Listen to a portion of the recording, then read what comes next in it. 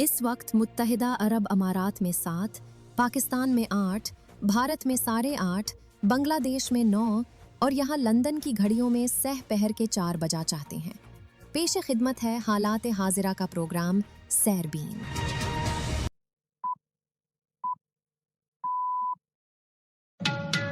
20 अप्रैल के सैरबीन से जावेद चौधरी का सलाम।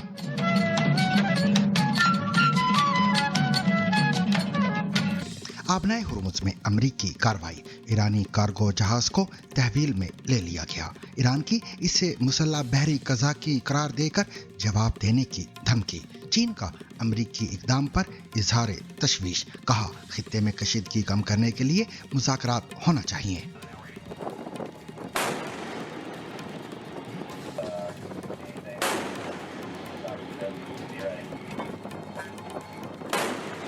ईरान अमेरिका मुज़ाकरात पर शक के बादल, मगर इस्लामाबाद में तैयारियां मुकम्मल। हम इस वक्त इस्लामाबाद में मौजूद हैं, जहां ईरान और अमेरिका के दरमियान मुज़ाकरात के दूसरे दौर से कबल सख्त सिक्योरिटी के इंतजाम देखने में आ रहे हैं, जहां पर हमें पुलिस के नाके नजर आए और जो यहाँ का रेड जोन कहलाने वाला इलाका है वहाँ पर रेंजर्स के हवाले कर दी गई है सिक्योरिटी, और पुलिस भी वहाँ पर बड़ी तादाद में मौजूद है।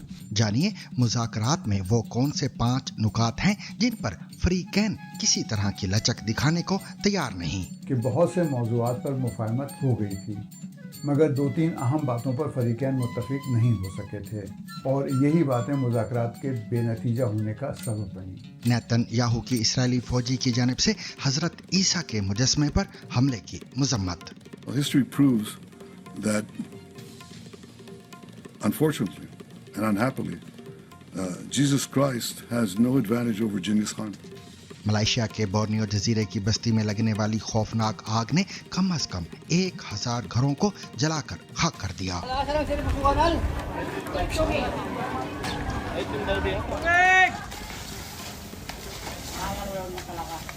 जानिए क्या दिल्ली के फिरोज शाह कला में वाकई जिन्नात का असर है या ये महज इंसानी अकीदत की एक कहानी है।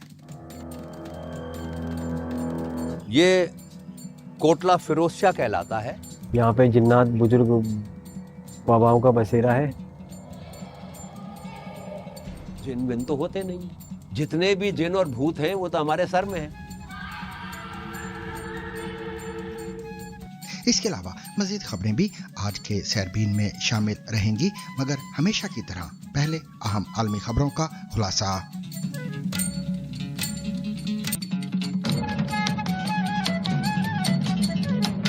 सबसे पहले बात आबनाए हुर्मुज़ की, जहां कशीदगी एक बार फिर शिद्दत इख्तियार कर गई है। अमरीकी अफवाज ने एक ईरानी परचम बरदार कार्गो जहाज को रोककर अपनी तहवील में ले लिया है। अमरीकी हुकाम के मुताबिक जहाज को मुतअद्दिद बार खबरदार किया गया, ताहम अमल न होने पर उसके इंजन को नकारा बनाकर कार्रवाई की गई। अमरीकी इदारे सेंटकॉम की जानिब से एक वीडियो भी रिलीज की गई है, जिसमें हेलीकॉप्टरों की मदद से अमरीकी फौजियों को ईरानी कार्गो जहाज पर उतरते देखा जा सकता है। Motor Vessel Tosca, vacate your engine room. Vacate your engine room. We're prepared to subject you to disabling fire. Okay, we gave the flare.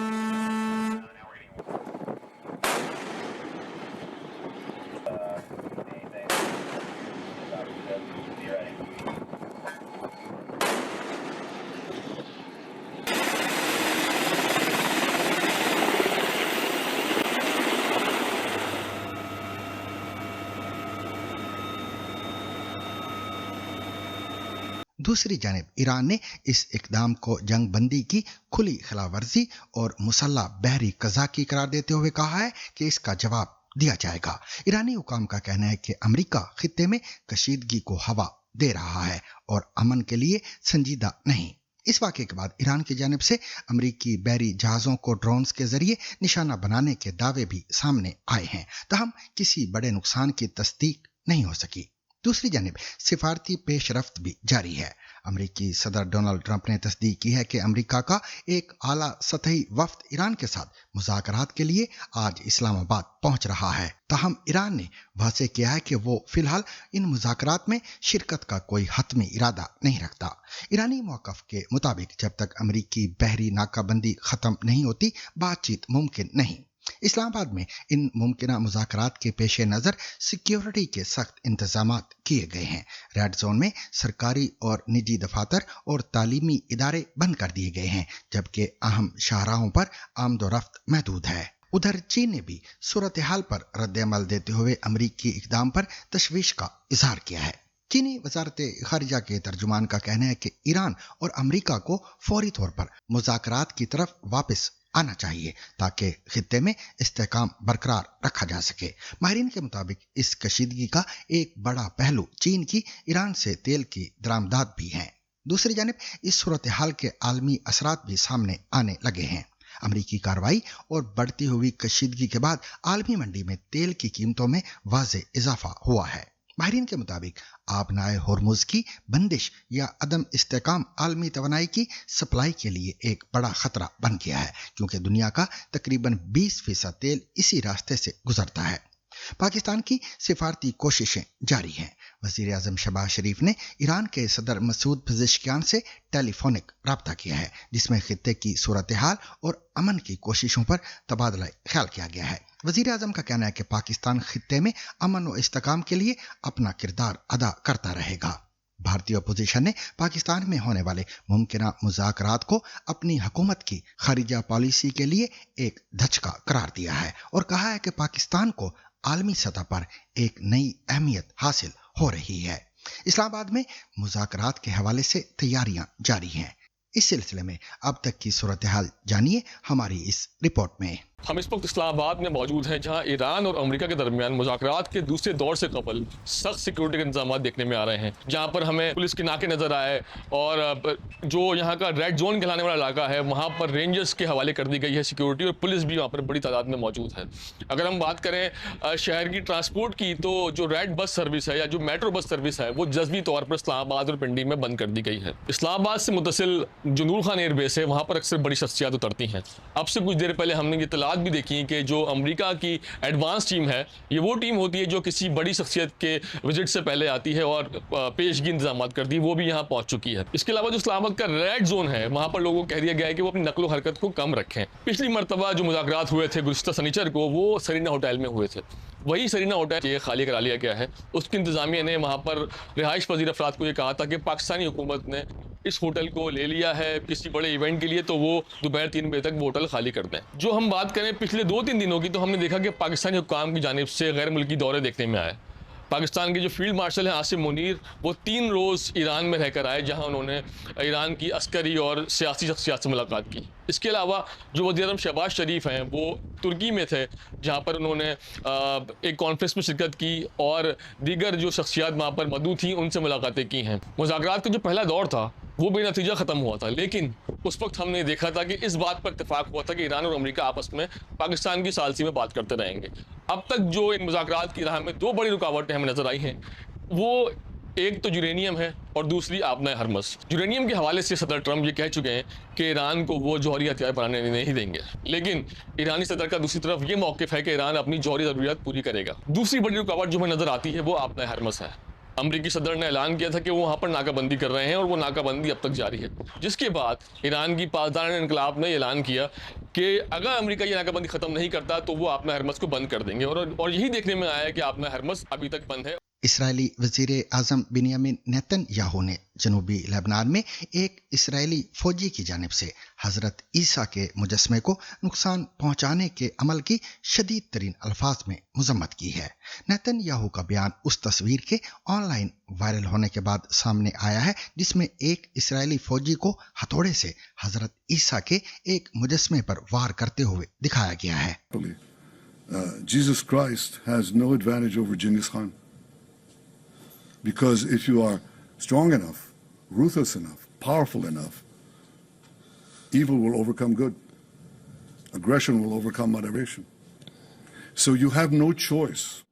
अपने बयान में नेतन्याहू का कहना है कि वो और इसराइलियों की भारी अक्सरियत इस वाक़ये के बारे में जानकर दिल बर्दाश्ता हैं। उनका कहना है कि फौजी हुकाम इस मामले की तहकीकात कर रहे हैं और जिम्मेदार फौजी के खिलाफ सख्त तादीबी कार्रवाई की जाएगी। इसराइली वजीर आजम का मजीद कहना था कि इसराइल मशरिक़ वस्ता में वाहिद मुकाम है जहां तमाम मज़ाहिब के लिए इबादत की आज़ादी को बरकरार रखा जाता है। हम इस वाक़े पर अफसोस का इजहार करते हैं और इससे पहुंचने वाली किसी भी तकलीफ पर माजरत ख़्वाह हैं। इससे कबल इसराइल में अमेरिका के सफ़ीर माइक हकाबी ने इस वाक़े पर फौरी सख्त और एलानिया कार्रवाई का मुतालबा किया था। मलाइशिया के बोर्नियो जजीरे के साहिली इलाके में वाक़ एक गुंजान आबाद बस्ती में लगने वाली खौफनाक आग ने तकरीबन 1000 घरों को जलाकर खाक कर दिया है, जबकि 9000 से ज़ायद अफराद बेघर हो गए हैं। हुकाम के मुताबिक आग तेजी से उन लकड़ियों के घरों में फैल गई जो समंदर के ऊपर सतूनों पर तामीर किए गए थे, जिसके बाइस आग पर काबू पाना इंतहाई मुश्किल हो गया। तेज हवाओं और घरों के एक दूसरे के करीब होने की वजह से शोले बहुत कम वक्त में पूरी बस्ती में फैल गए। रेस्क्यूदारों ने फौरी तौर पर कार्रवाई करते हुए मुतासर अफराद को महफूज मुकामात पर मुंतकिल किया है। ताहाल किसी जानी नुकसान की तस्दीक नहीं हुई, ताहम हजारों अफराद अपने घरों और सामान से महरूम हो गए हैं। हुकाम ने आग लगने की वजूहात जानने के लिए तहकीकात शुरू कर दी हैं, जबकि मुतासरीन को रिहाइश, खुराक और तिब्बी सहूलियात फराहम करने के लिए इमदादी कार्रवाइयां भी जारी हैं।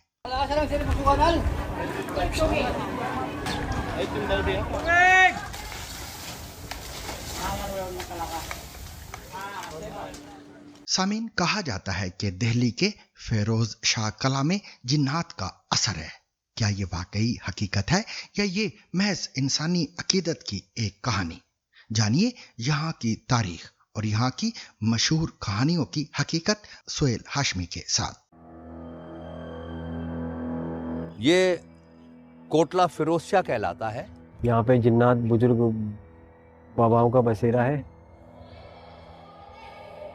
जिन विन तो होते नहीं, जितने भी जिन और भूत हैं वो तो हमारे सर में हैं। नाजरीन, मैं अदीब अनवर एक वीडियो जर्नलिस्ट हूँ। आपने अक्सर ऐसी तारीखी इमारतों के बारे में सुना होगा जिनके बारे में मशहूर हो जाता है कि वहाँ जिन्नात का असर है। दिल्ली के इस किले के बारे में भी कुछ ऐसी कहानियाँ मशहूर हैं।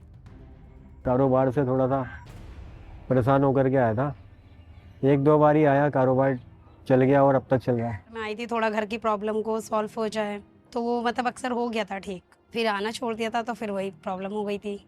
कुछ लोग इन दावों में यकीन करने लगते हैं, कुछ लोगों को लगता है कि ये मनगढ़ंत कहानियाँ हैं। मैं ये मालूम करने आया हूँ कि ये कहानियाँ कैसे शुरू हुई और इस इमारत की तारीख क्या है, और ये सब बताने के लिए मेरे साथ हैं हिस्टोरियन सुहेल हाशमी। ये कोटला फिरोज शाह कहलाता है। बड़े किले को कोट कहते हैं, जो छोटा होता है वो कोटला कहलाता है। इसका कंस्ट्रक्शन फिरोज तुगलक ने करवाया था। उसके बाद उसका नेफ्यू और फिर सीरीज ऑफ दूसरे तुगलक रूलर्स रूल करते रहे, जब तक दिल्ली के ऊपर तैमूर लेन ने अटैक नहीं कर दिया था। तो उसके साथ तैमूर लेन के अटैक के साथ जो तुगलक डायनेस्टी थी वो ख़त्म हो गई। और बिकॉज ये जगह सुनसान थी, so this became a place where quite a lot of freedom fighters who were underground, they used to hold their meetings. तो भगत सिंह, सुखदेव, राजगुरु और उससे पहले वाली मीटिंग में चंद्रशेखर, ये सब लोग यहाँ पर रेगुलरली मिला करते थे, क्योंकि ब्रिटिश सरकार की जो इंटेलिजेंस के सिपाही थे वो भी यहाँ आने में डरा करते थे। तुगलक दौर का ये किला पुर असरार कहानियों में घिरा हुआ है और यहाँ कुछ लोग अपनी फरियाद लेकर आते हैं, इस उम्मीद में कि वो पूरी हो जाएंगी। लेकिन सुहेल हाशमी का कहना है कि ये बेबसी और लाचारी की अलामत है। लोग अपनी परेशानी में हर तरीका आजमाते हैं, क्योंकि जिन विन तो होते नहीं। जितने भी जिन और भूत हैं वो तो हमारे सर में हैं। You believe in them, you feel them. उन लोगों के जिनके पास कोई उम्मीद है नहीं, कोई आसरा है नहीं, इस तरह के जो एवेन्यूज उनको मिलते हैं कि शायद यहीं कुछ हो जाएगा, तो वो यहाँ पर इस उम्मीद में आते हैं जिनके फैमिली मेंबर्स को ऐसी बीमारियां थी जिनका इलाज करवाना उनके बस की नहीं थी। उनमें बहुत से लोग यहाँ आते थे इस उम्मीद से कि जिन बाबा के इंटरवेंशन से वो ठीक हो जाएंगे।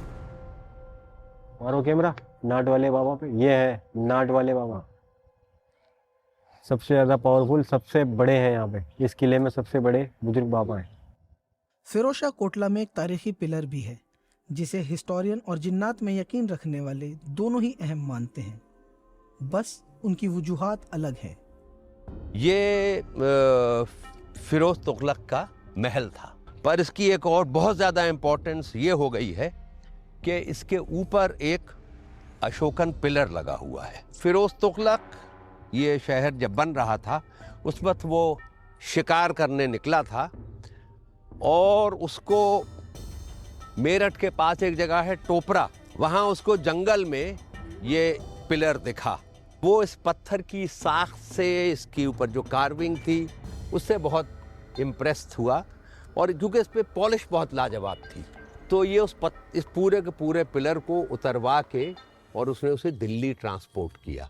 फिर जेम्स प्रिंसेप नाम के एक साहब थे, वो दिल्ली आए, उनको किसी ने कहा कि इस पत्थर पे भी कुछ लिखा हुआ है, तो वो इस पत्थर को देखने आए और इस पे उनको वो बड़ी सी इंस्क्रिप्शन मिली और उस इंस्क्रिप्शन की मदद से वो उस स्क्रिप्ट को डिसाइफर कर पाए और वो स्क्रिप्ट ब्राह्मी थी। और उसके डिसाइफर करने के बाद पहली बार हमको पता चला कि अशोक नाम का कोई सम्राट था। इसकी एक और कहानी है और वो ये है, यहाँ पे भूत रहते हैं और यहाँ जिन रहते हैं। The actual reason as far as I am concerned is because of the aftermath of 1857. 1857 की बगावत में बहुत सारे लोग जो पकड़े गए, including 2 sons and a grandson of Bahadur Shah Zafar, वहाँ पे वो एग्जीक्यूट किए गए।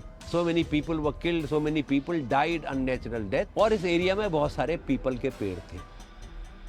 तो all this combines together to create the ideal situation के जहाँ पे भूत रहते हैं। अभी पिछले कुछ दिनों में जंगला वंगला लगा के कुछ इस पर रिस्ट्रिक्शंस रख दी गई हैं, वरना तो यहाँ इन सारी आर्चेस के अंदर लोग दिए जला के जाते थे, कैंडल्स जलाते थे और जिनों के नाम खत लिख के जाते थे, इनविटेशंस छोड़ के जाते थे टू अटेंड अ वेडिंग और एंगेजमेंट और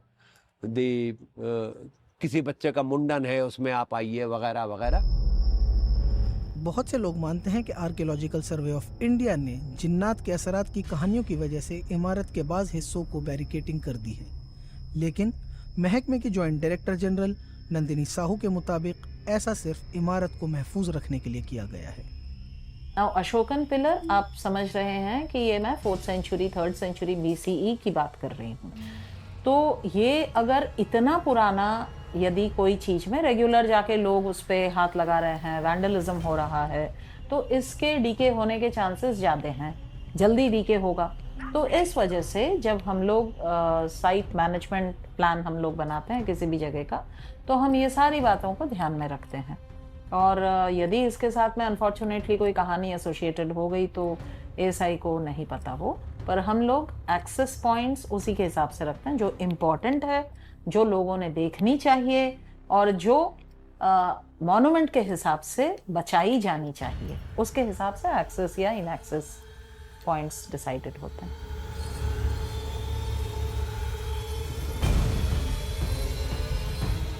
ये इमारतें तारीख की गवाह हैं। इन्होंने बड़ी बड़ी बादशाहतों के नशीबो फराज देखे, लेकिन इनमें कुछ लोग मसाइल का हल तलाश करते हैं और कुछ तारीख की एक झलक। अमेरिका और ईरान के दरमियान कई हफ्तों तक जारी जंग को आर्जी तौर पर सही रुकवाने और दोनों को मुज़ाकरात की मेज पर लाने की पाकिस्तान की कोशिशें मुअस्सर साबित हुई हैं। अलबत्ता तनाज़े का हतमी हल नहीं निकल सका। मुज़ाकरात में वो कौन से 5 नुकात हैं जिन पर फ्रीकैन किसी तरह की लचक दिखाने को तैयार नहीं। ये है आज ZBC रीड्स का मौजू, जिसे तहरीर किया है पॉल एडम्स ने, जबकि पेश कर रहे हैं उमर आफरीदी। امریکہ، اسرائیل اور ایران کے درمیان عارضی جنگ بندی کے بعد فریقین کے مابین متنازع فی امور سے متعلق اسلام آباد میں بات چیت شروع ہوئی، مگر مذاکرات کے خاتمے سے پہلے ہی واضح ہو گیا تھا کہ فریقین کے درمیان موجود رکاوٹوں کو عبور کرنا ناممکن نہیں تو حد درجے مشکل ضرور ہے۔ وہ رکاوٹیں ہیں کیا؟ BBC نیوز کے پال ایڈمز کی تحریر پر مبنی BBC ریڈز کے ساتھ میں عمر آفریدی۔ اسلام آباد میں ہونے والے مذاکرات کے بعد ایرانی وزارت خارجہ کے ترجمان اسماعیل بقائی نے کہا کہ بہت سے موضوعات پر مفاہمت ہو گئی تھی، مگر 2-3 اہم باتوں پر فریقین متفق نہیں ہو سکے تھے، اور یہی باتیں مذاکرات کے بے نتیجہ ہونے کا سبب بنیں۔ ان کے بقول مذاکرات میں آبنائے ہرمز سمیت چند نئے نکات شامل کیے گئے، جن میں سے ہر موضوع کی اپنی پیچیدگیاں تھیں۔ فریقین کے درمیان سب سے بڑا اور یقینی طور پر سب سے پرانا تنازع ایران کا ایٹمی پروگرام ہے۔ امریکی نائب صدر JD وینس نے اسلام آباد سے روانگی سے قبل کہا کہ 21 گھنٹے تک جو مذاکرات بند دروازوں کے پیچھے ہوئے ان کی تمام تفصیلات تو وہ نہیں بتائیں گے، البتہ سادہ سی بات یہ ہے کہ ہم یعنی ایران سے یقین دہانی چاہتے ہیں کہ وہ جوہری ہتھیار نہیں بنائے گا اور ایٹمی صلاحیت کے لیے درکار آلات بھی حاصل نہیں کرے گا۔ وینس کا کہنا تھا کہ امریکی صدر کا یہی بنیادی مقصد ہے اور ہم نے مذاکرات کے ذریعے یہ مقصد حاصل کرنے کی کوشش کی۔ ان کے مطابق ایران کی یورینیم افزودہ کرنے کی صلاحیت پہلے ہی تباہ کی جا چکی ہے، مگر ایران اس بات پر آمادہ نظر نہیں آیا کہ وہ کبھی بھی جوہری ہتھیار بنانے کی کوشش نہیں کرے گا۔ ایران کا موقف ہے کہ وہ جوہری عدم پھیلاؤ کے معاہدے NPT کا دستخط کنندہ یعنی سگنیٹری ہے، جس کی روح سے اسے شہری یعنی پرامن مقاصد کے لیے یورینیم افزودہ کرنے کا حق ہے۔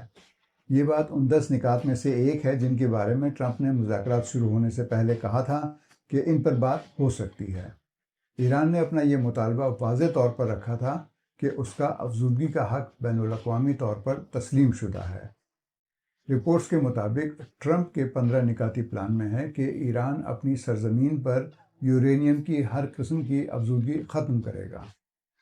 بین الاقوامی مذاکرات کاروں کو 2015 کے مشترکہ جامع لائحہ عمل یعنی joint comprehensive plan of action یا JCPOA تک پہنچنے میں برسوں لگے، جس نے اس پیچیدہ مسئلے کو انتہائی تفصیل سے حل کیا تھا۔ اسلام آباد ٹاکس کے نتیجہ خیز ہونے میں دوسری بڑی رکاوٹ لبنان میں ایران نواز مسلح تنظیم حزب اللہ کے خلاف اسرائیلی حملے بنے۔ ایرانی صدر مسعود پزشکیان نے سماجی رابطے کی ویب سائٹ ایکس پر لکھا تھا کہ اگر یہ کارروائیاں جاری رہیں تو مذاکرات بے معنی ہو جائیں گے۔ اگرچہ ایران اور امریکہ کے درمیان جنگ بندی کے اعلان میں پاکستان کے مطابق لبنان بھی شامل تھا، لیکن بعد میں اسرائیل نے کہا تھا کہ وہ لبنان میں کارروائیاں جاری رکھے گا۔ ایک دوسرا بڑا مسئلہ ہے تیل بردار بحری جہازوں کی اہم گزرگاہ آبنائے ہرمز، جسے ایران نے ہتھیار کے طور پر استعمال کیا اور آمد و رفت پر کنٹرول حاصل کر لیا۔ ٹرمپ نے ایران کے اس اقدام کو غلط اور عارضی جنگ بندی کی خلاف ورزی قرار دیا۔ ایران کے اس اقدام سے سینکڑوں بحری جہاز اور 20,000 کے قریب ملاح خلیج میں پھنس کر رہ گئے۔ ایران نے بہت کم جہازوں کو وہاں سے گزرنے کی اجازت دی۔ اس اہم آبی گزرگاہ پر اپنی گرفت مضبوط کرنے کے بعد ایران اب اسے باضابطہ مستقل شکل دینا چاہتا ہے۔ ایران اسے خود مختار ایرانی پانی قرار دے رہا ہے اور ایسے نئے قواعد کی بات کر رہا ہے جو یہ طے کریں گے کہ یہاں سے کون گزر سکتا ہے اور کسے اجازت نہیں ہوگی، اور یہ کہ آبنائے ہرمز سے گزرنے والے جہاز ٹیکس ادا کریں گے۔ ایران نے موجودہ بحری راستوں کے شمال میں 2 نئے ٹرانزٹ راستے بنانے کا اعلان کیا اور کہا کہ یہ نئی گزرگاہیں مرکزی بحری راستے میں مختلف اقسام کی جہاز شکن بارودی سرنگوں سے بچانے کے لیے بنائی گئی ہیں۔ ایران کو خطے میں موجود اتحادیوں اور پراکسی گروہوں کے ذریعے خاصا اثر و رسوخ حاصل ہے۔ ان میں لبنان میں حزب اللہ، یمن میں حوثی، غزہ میں حماس اور عراق میں مختلف مسلح گروہ شامل ہیں۔ انہی کے ذریعے ایران اسرائیل اور امریکہ کے ساتھ اپنے دیرینہ تنازعات میں وہ حکمت عملی اختیار کرتا ہے جسے فارورڈ ڈیفنس کہتے ہیں۔ اکتوبر 2023 میں غزہ جنگ کے آغاز کے بعد سے ایران کی مزاحمت کا محور کہلائے جانے والے اس نیٹ ورک کو مسلسل حملوں کا سامنا ہے۔ اس کا ایک حصہ شام میں صدر بشار الاسد کی حکومت تھی جو اب ختم ہو چکی ہے۔ اسرائیل اس ایران نواز نیٹ ورک کو اپنے وجود کے لیے خطرہ سمجھتا ہے اور اسے مکمل طور پر ختم کرنے کے درپے ہے۔ ایسے وقت میں جبکہ ایرانی معیشت شدید دباؤ کا شکار ہے، بہت سے ایرانی چاہتے ہیں کہ حکومت اس تمام مہم جوئی پر کم اور عوام کی زندگیاں بہتر بنانے پر زیادہ خرچ کرے، مگر ابھی تک اس بات کے واضح آثار نہیں ہیں کہ ایران اپنے علاقائی اتحادیوں سے دستبردار ہونے کے لیے تیار ہے۔ ایران کو کئی دہائیوں سے سخت بین الاقوامی پابندیوں کا سامنا ہے اور چاہتا ہے کہ امریکہ اور عالمی برادری کی جانب سے عائد تمام پابندیوں کا خاتمہ بھی ممکنہ معاہدے میں شامل ہو۔ ایرانی پارلیمان کے اسپیکر محمد باقر کالیباف نے مطالبہ کیا تھا کہ مذاکرات شروع ہونے سے پہلے ایران کے تقریباً 120 ارب ڈالر کے منجمد اثاثے بحال کیے جانے چاہیے۔ ان کے مطابق یہ دو پہلے سے طے شدہ اقدامات میں سے ایک ہے، جبکہ دوسرا لبنان میں جنگ بندی سے متعلق ہے، مگر 7 اپریل کو پاکستانی وزیر اعظم کی جانب سے 2 ہفتے کی جنگ بندی کے اعلان میں منجمد اثاثوں کی بحالی کا ذکر نہیں تھا۔ بظاہر اس کا امکان کم ہی ہے کہ ٹرمپ انتظامیہ اتنی بڑی رعایت دینے پر آمادہ ہو جائے۔ اور سامعین، اس کے ساتھ ہی آج کا سحربین بھی اپنے اختتام کو پہنچا۔ مجھے اور میری پوری ٹیم کو کل تک کے لیے اجازت دیجیے، لیکن اجازت لینے سے قبل اب تک کی خاص خبریں۔